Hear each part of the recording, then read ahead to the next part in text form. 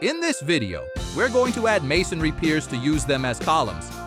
Then we are going to prepare everything to start modeling the roof. Also, we'll teach you how to save view templates so you can start creating your own project template. Remember that this video is part of a full timber-framed residential structural model, and that by the end of the course, you'll be able to create a clean and well-structured model, just like this one. Look at those beautiful trusses and all the studs inside the wall. Elegant, isn't it? Also remember that you can download the DWG files for free to follow along during the process. With that said, I'll leave you with Senior Revit to continue the tutorial. If you have any questions, feel free to leave them in the comments and we'll do our best to answer them. Shall we? All right, now we're going to start working on the roof, which for me is the most fun part of the whole project, and you'll see why in a moment. But before that, I just noticed that I forgot to place the columns, so let's do that first. I'm going to load a structural column family from Autodesk. This time I'll select the structural column category and bring in one of these rectangular column families. Back in the plan view, I'll measure the dimensions of these columns, or piers, and it looks like they are 400 millimeters on each side. So now I'll go to the Structure tab and select Column. As you can see, we have 3 different types. I'll pick the smallest one and click Edit Type. First, I'm going to rename it Masonry Pier 400 by 400. Next, I'll change the dimensions to match the name 400 by 400 millimeters. This family in particular has a chamfer, but I'll make it 0 as we actually don't need it. And that's it. Just click OK to finish. Sometimes Revit automatically switches to slanted columns. If that happens, just make sure to change it back to vertical column. Also, make sure you are placing them in height mode, just like we did with the walls, and connect the top of the column to level 1. I'm going to start placing the columns close to their positions, but not exactly on the final spot. That way I can easily align them with the AutoCAD guide file in the background. Now I'll use the Align tool and make sure the lock option is checked so the columns won't move later. For this column, I'll align it with the edge of the wall. For the others, just use whatever edge is closest and most convenient.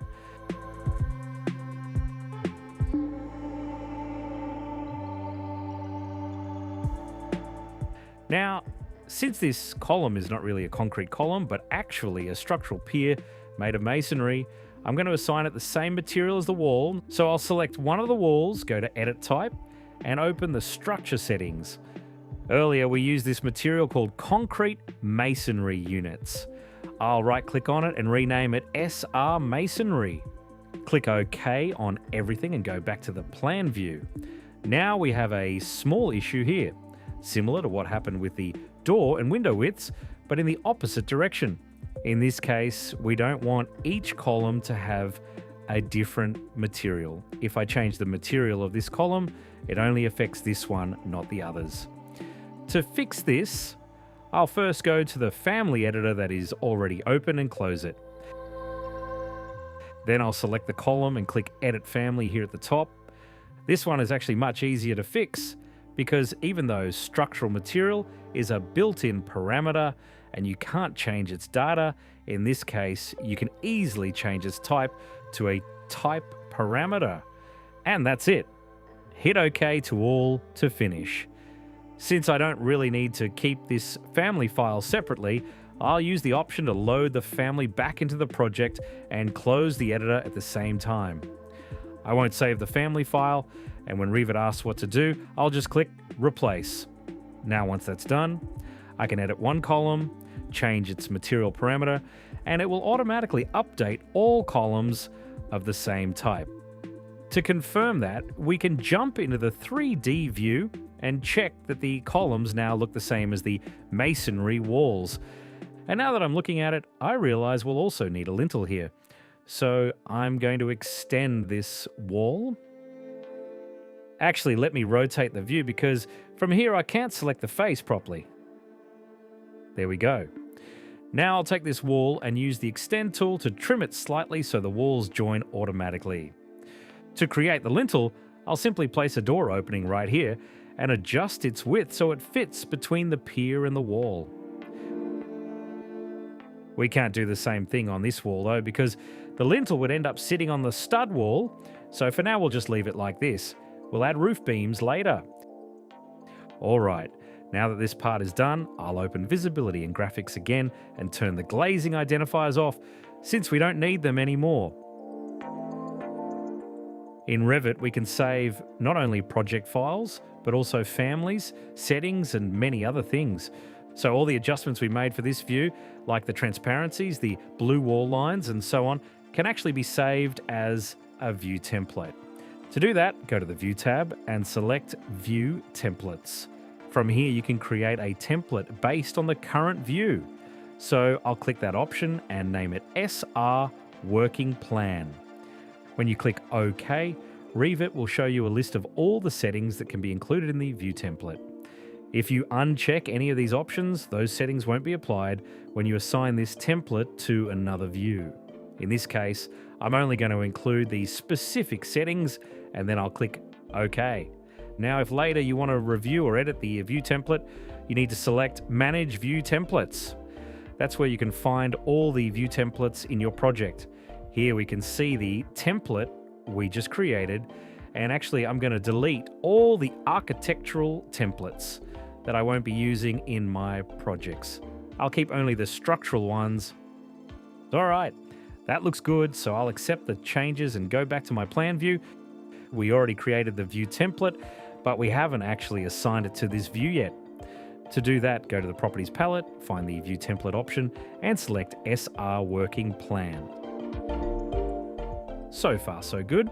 Before continuing, I'm going to save the project, just in case.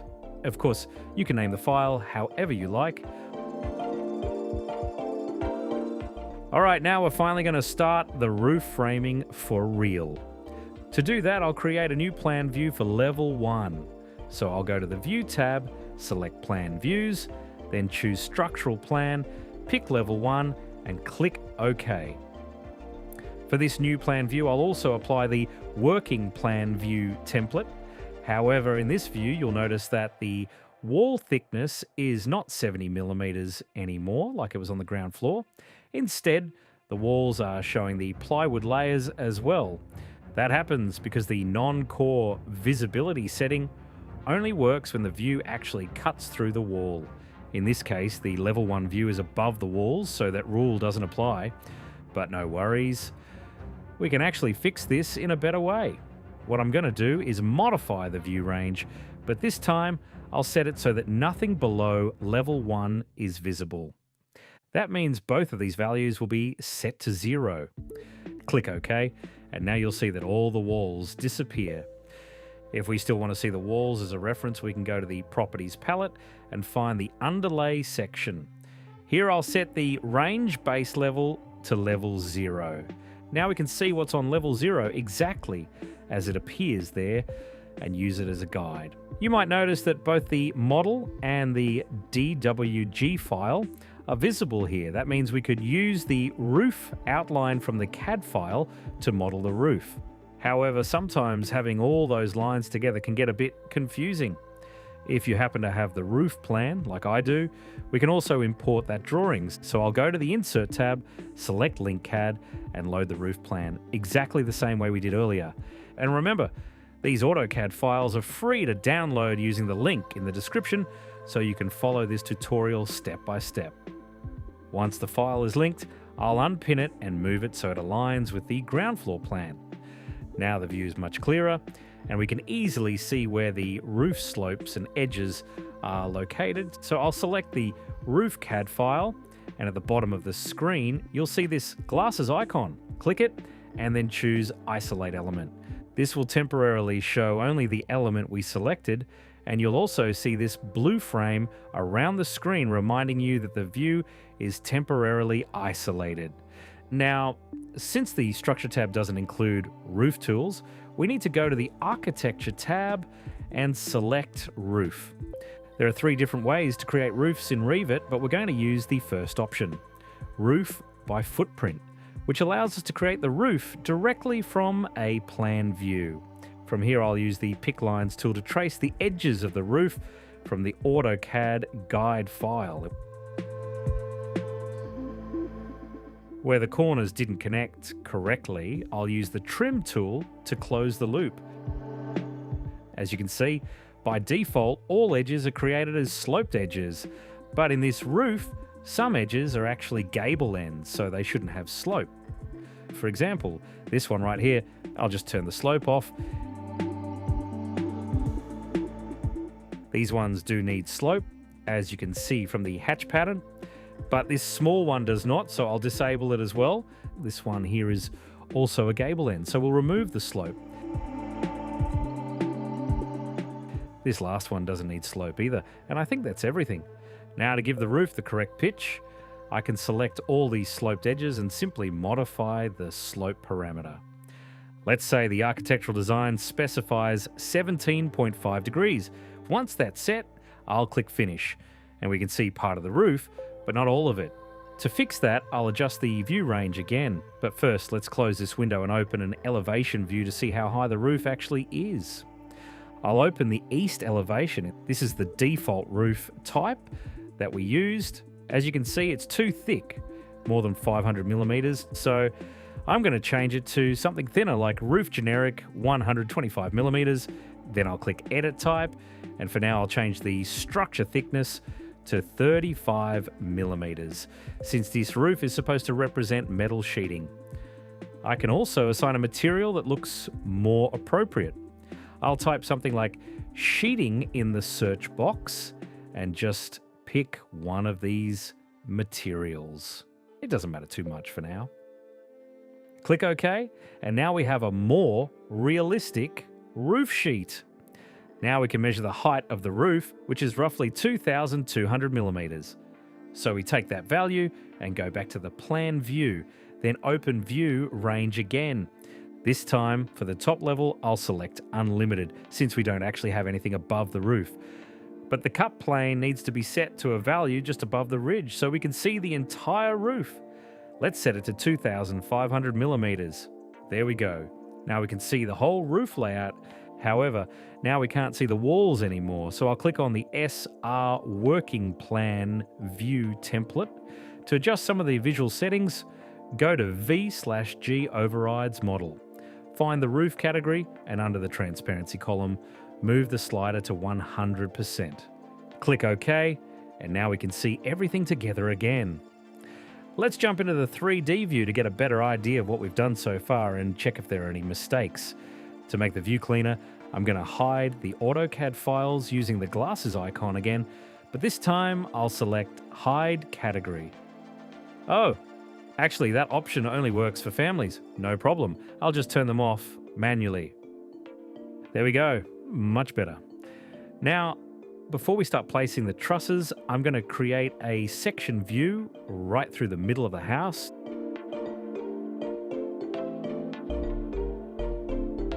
This view doesn't look very clear yet, so I'll open Visibility and Graphics and adjust a few things. First, I'll search for the roof category under the Cut Lines column.